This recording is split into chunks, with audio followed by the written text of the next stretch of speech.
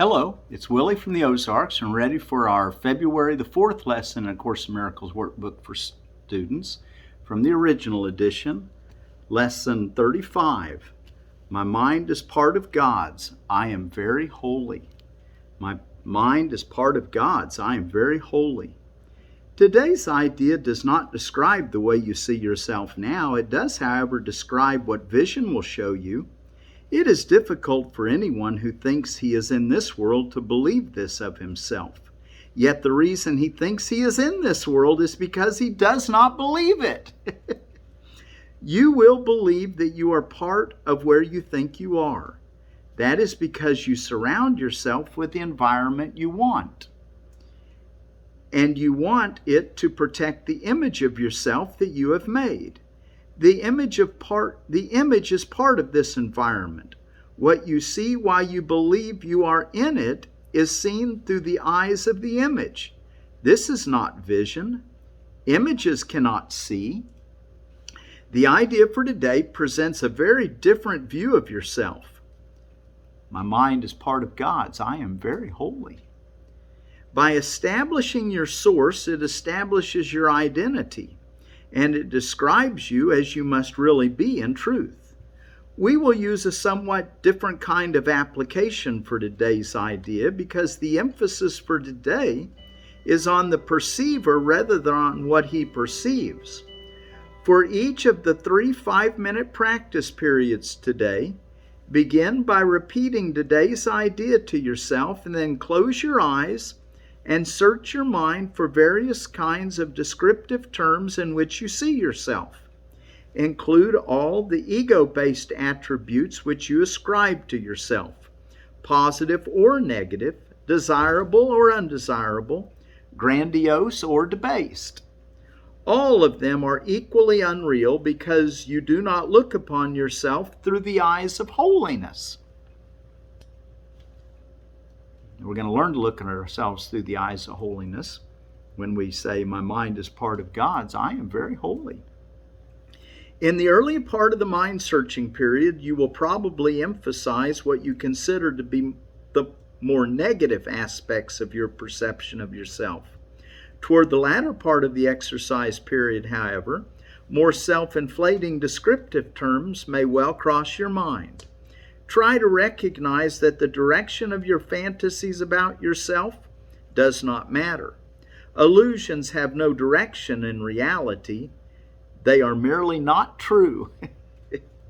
A suitable, unselected list for applying the idea for today might be as follows.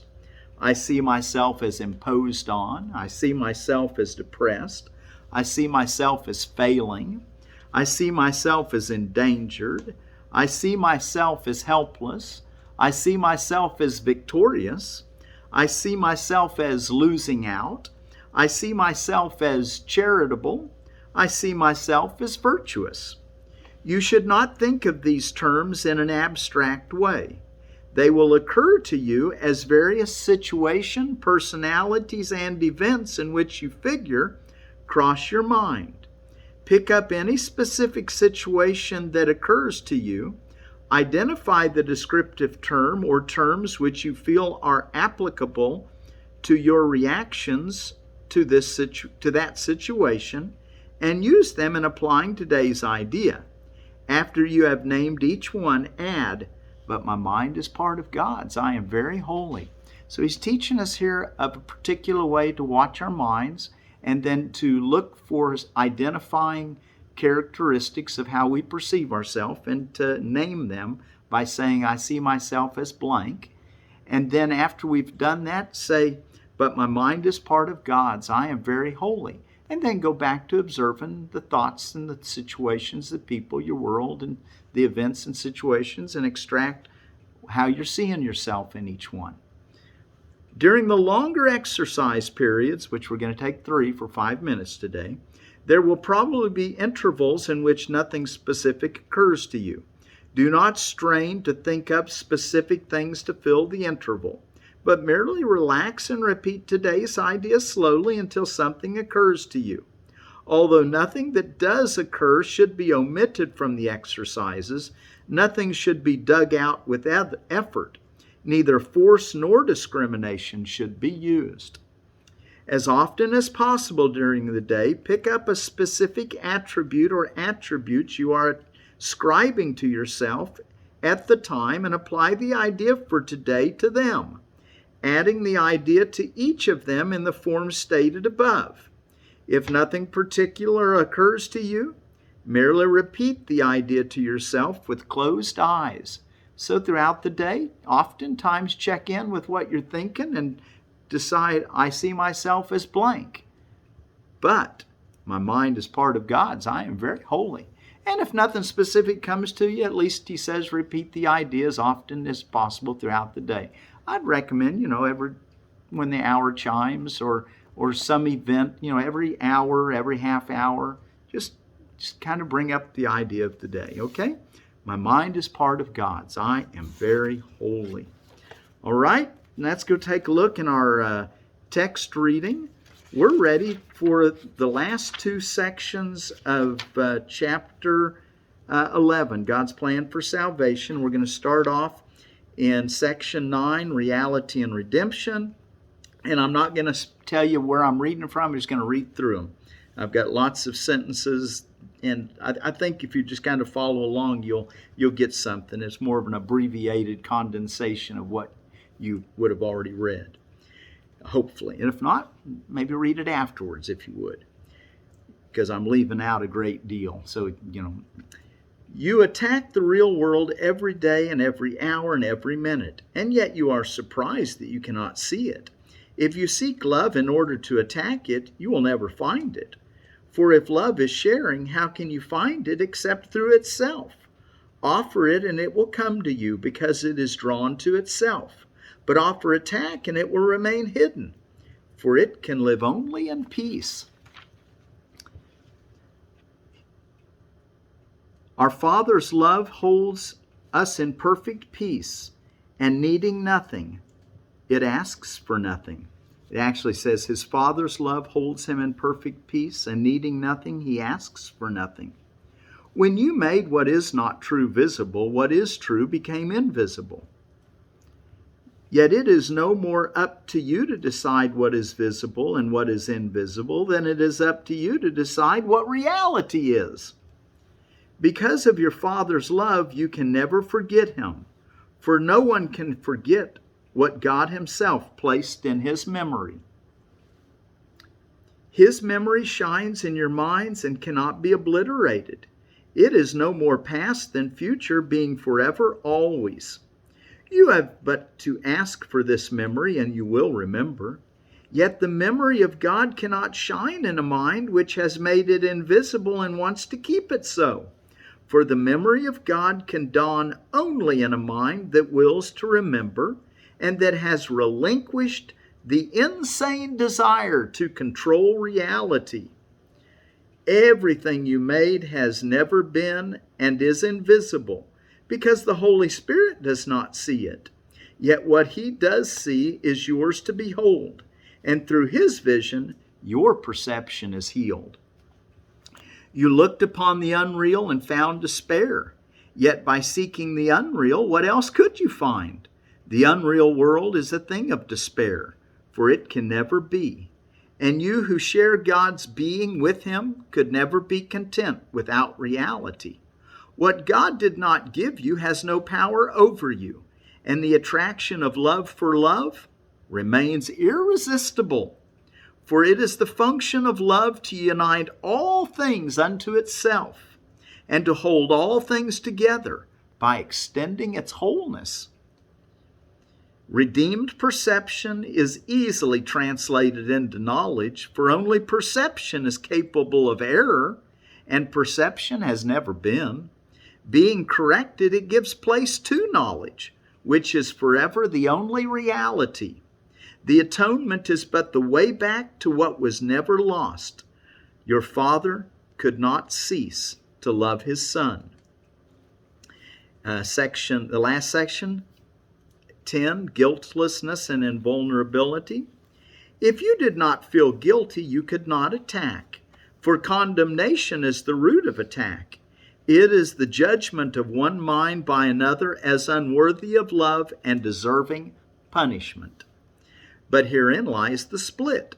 For the mind that judges perceives itself as separate from the mind being judged, believing that by punishing another, it will escape punishment. All this is but the delusional attempt of the mind to deny itself and escape the penalty of denial. It is not an attempt to relinquish denial, but to hold on to it. For it is guilt that has obscured the Father to you, and it is guilt that has driven you insane. It is guilt that has obscured the Father from you, and it is guilt that has driven us insane. The acceptance of guilt into the mind of God's Son was the beginning of the separation, and as the acceptance of the atonement, is its end. The world you see is the delusional system of those made mad by guilt. Look carefully at this world and you will realize that this is so. For this world is the symbol of punishment, and all the laws which seem to govern it are the laws of death. Children are born into it through pain and in pain. Their growth is attended by suffering, and they learn of sorrow and separation and death. Their minds are trapped in their brains, and its powers decline if their bodies are hurt. They seem to love, yet they desert and are deserted. They appear to lose what they love, perhaps the most insane belief of all.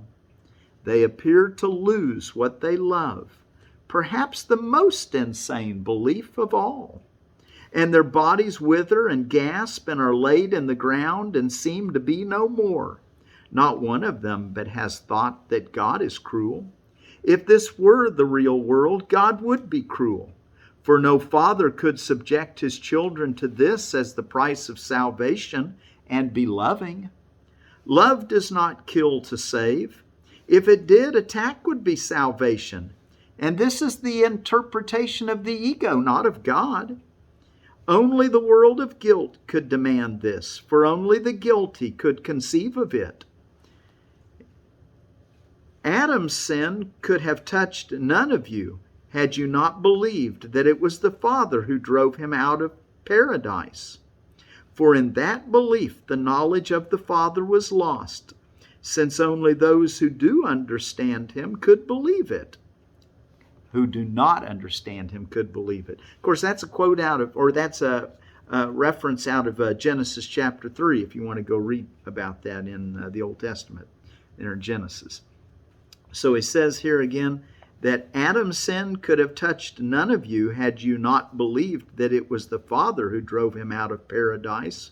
For in that belief the knowledge of the Father was lost, since only those who do not understand him could believe it.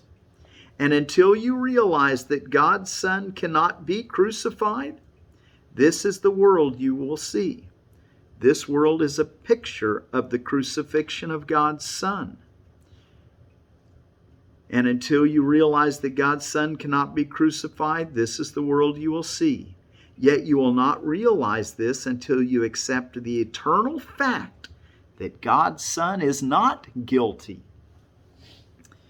For peace and guilt are antithetical, and the Father can be remembered only in peace.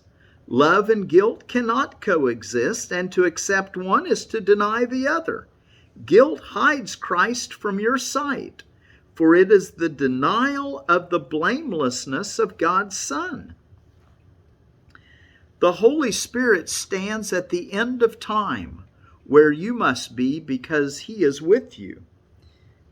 He talks, let's go back, let me look at something else. As long as you believe the Son of God is guilty, you will walk along this carpet, and this carpet is, I better back up.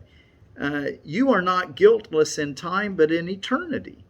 You have sinned in the past, but there is no past. Always has no direction. Time seems to go in one direction, but when you reach its end, it will roll up like a long carpet which has spread along the past behind you and will disappear. As long as you believe the Son of God is guilty, you will walk along this carpet believing that it leads to death. And the journey will seem long and cruel and senseless, for so it is. The Holy Spirit stands at the end of time where you must be because He is with you. He has always undone everything unworthy of the Son of God, for such was His mission, given Him by God. And what God gives has always been. You will see me as you learn the Son of God is guiltless. Everyone is seeking to escape from the prison he has made. For the Son of God is guiltless now, and the brightness of His purity shines untouched forever in God's mind. God's Son will always be as He was created. When you have accepted the atonement for yourself, you will realize that there is no guilt in God's Son, and only as you look upon Him as guiltless can you understand His oneness. For the idea of guilt brings a belief in condemnation of one by another, projecting separation in place of unity. You can condemn only yourself, and by so doing you cannot know that you are God's Son. You have denied the condition of His being, which is His perfect blamelessness. Out of love He was created, and in love He abides. Goodness and mercy have always followed Him, for He has always extended the love of His Father. And of course there's a reference out of Psalm 23 verse 6. Surely goodness and mercy will follow me all the days of my life. As you perceive the holy companions who travel with you, you will realize that there is no journey, but only an awakening. Guilt must deprive you of the appreciation of eternity. You are immortal because you are eternal and always must be now. Guilt, then, is a way of holding past and future in your minds to ensure the ego's continuity. For if what has been will be punished, the ego's continuity is guaranteed. Accepting the atonement teaches you what immortality is. For accepting your guiltlessness, which is what the atonement is seeing guiltlessness everywhere, you learn that the past has never been. And so the future is needless. God has never condemned His Son, and being guiltless, He is eternal. You cannot dispel guilt by making it real and then atoning for it. This is the ego's plan, which it offers instead of dispelling it. The ego believes in atonement through attack, being fully committed to the insane notion that attack is salvation. The ego teaches you to attack yourself because you are guilty, and this must increase the guilt, for guilt is the result of attack. In the ego's teaching, then, there is no escape from guilt, for attack makes guilt real, and if it is real, there is no way to overcome it. The Holy Spirit dispels it simply through the calm recognition that it has never been. He looks upon the guiltless Son of God. He knows this is true. And being true for you, you cannot attack yourself, for without guilt, attack is impossible. You then are saved because God's Son is guiltless, and being wholly pure, you are invulnerable. Doesn't that go well with our lesson today? My mind is part of God's. I am very holy. You're the guiltless Son of God. And see your brothers the same way. Okay, let's go take a look at our text reading for today. Be the last section in the Manual for Teachers, not the text. And it's section 29, as for the rest. While you're turning there, let me tell you a little bit about the Seed Savers Exchange, the jalapeno traveler strain. Seed Savers Exchange member Larry Pierce of Cabool, Missouri has a sense of humor. This variety was named Travelers because Larry carried the jalapeno with him when he moved to Oklahoma, Wyoming, and then Missouri. Seed Saver Exchange is fortunate that the variety landed here. It's one of our best sellers. Its sturdy plants are covered with cylindrical fruits that average 3 inches long. Fruits ripen from green to bright red, and they're hot. So that's the jalapeno traveler strain. Okay, as for the rest, this manual is not intended to answer all questions that both teacher and pupil may raise. In fact, it covers only a few of the more obvious ones in terms of a brief summary of some of the major concepts in the text and workbook. It is not a substitute for either, but merely a supplement. While it is called a manual for teachers, it must be remembered that only time divides teacher and pupil, so that the difference is temporary by definition. In some cases, it may be helpful for the pupil to read the manual first. Others might do better to begin with the workbook. Still others may need to start at the more abstract level of the text. Which is for you? Whom would profit more from prayers alone? Who needs but a smile, being as yet unready for more? No one should attempt to answer these questions alone. Surely no teacher of God has come this far without realizing that we need the Holy Spirit's guidance. We need to be quick like little children to ask for help. The curriculum is highly individualized, and all aspects are under the Holy Spirit's particular care and guidance. Ask and he will answer. The responsibility is his, and he alone is fit to assume it. To do so is his function. To refer the question to him is yours. Would you want to be responsible for decisions about which you understand so little? Be glad you have a teacher who cannot make a mistake. His answer is always right. Would you say that of yours? There is another advantage, and a very important one, in referring decisions to the Holy Spirit with increasing frequency. Perhaps you have not thought of this aspect, but its centrality is obvious. To follow the Holy Spirit's guidance is to let yourself be absolved of guilt. It is the essence of the atonement. It is the core of the curriculum. The imagined usurping of functions not your own is the basis of fear. The whole world you see reflects the illusion you have done so, making fear inevitable. To return the function to the one to whom it belongs is thus the escape from fear. And it is this that lets the memory of love return to you. Do not then think that following the Holy Spirit's guidance is necessary merely because of your own inadequacies. It is the way out of hell for you. Here again is the paradox often referred to in the Course. To say, of myself I can do nothing, is to gain all power. And yet it is but a seeming paradox. As God created you, you have all power. The image you made of yourself has none. The Holy Spirit knows the truth about you. The image you made does not. Yet despite its obvious and complete ignorance, this image assumes it knows all things because you have given that belief to it. Such is your teaching and the teaching of the world which was made to uphold it. But the teacher who knows the truth has not forgotten it. His decision brings benefit to all, being wholly devoid of attack, and therefore incapable of arousing guilt.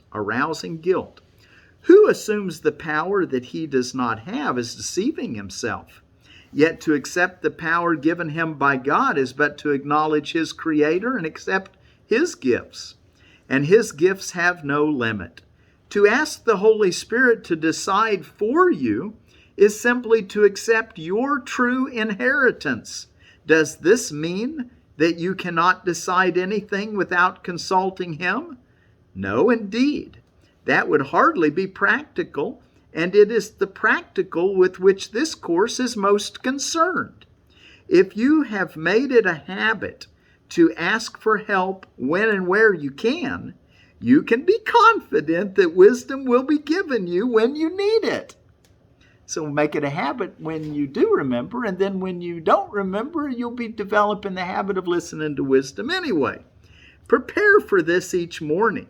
Remember God when you can throughout the day, and ask the Holy Spirit's help when it is possible to do so, and thank Him for His guidance at night. And your confidence will be well-founded indeed. Never forget that the Holy Spirit does not depend on your words. He understands the request of your heart and answers them. Does this mean that while attack remains attractive to you, He will respond with evil? Hardly. For God has given Him the power to translate your prayer of the heart into His language. He understands that an attack is a call for help, and He responds with help accordingly. God would be cruel if He let your words replace His own. A loving father does not let his children harm himself or choose his own destruction. He may ask for injury, but his Father will protect him still. And how much more than this does your Father love His Son? Remember, you are His completion and His love. Remember your weakness and His strength. Do not read this hastily or wrongly. Remember your weakness and His strength, but do not read this hastily or wrongly. If His strength is in you, what you perceive as your weakness is but illusion, and He has given you the means to prove it so. Ask all things of His teacher, and all things are given you, not in the future, but immediately, now. God does not wait, for waiting implies time, and He is timeless. Forget your foolish images, your sense of frailty and your fear of harm, your dreams of danger and selected wrongs. God knows but His Son, and He was created, so He is. And as He was created, so He is. In confidence, I place you in His hands, and I give thanks for you that this is so. And now here's Jesus' final words, this nice little blessing He gives us. And now, in all your doings be you blessed. God turns to you for help to save the world. Teacher of God, His thanks He offers you, and all the world stands silent in the grace you bring from Him. You are the Son He loves, and it is given you to be the means through which His voice is heard around the world. To close all things of time, to end the sight of all things visible, and to undo all things that change. Through you is ushered in a world unseen, unheard, yet truly there. Holy are you, and in your light the world reflects your holiness, for you are not alone and friendless. I give thanks for you and join your efforts on behalf of God, knowing they are on my behalf as well, and for all those who walk to God with me. And it closes by the statement, finis. So, there ends the manual for teachers. It was nice reading that together with you. Today, keep in your memory, my mind is part of God's. I am very holy. See that in your brothers and sisters as well. My mind is part of God's. I am very holy.